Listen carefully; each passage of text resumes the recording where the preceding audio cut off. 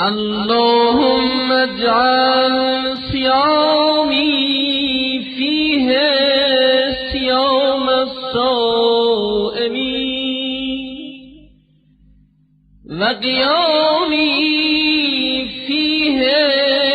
قيام القائمين ونبه لي فيه عن نومة الغافلين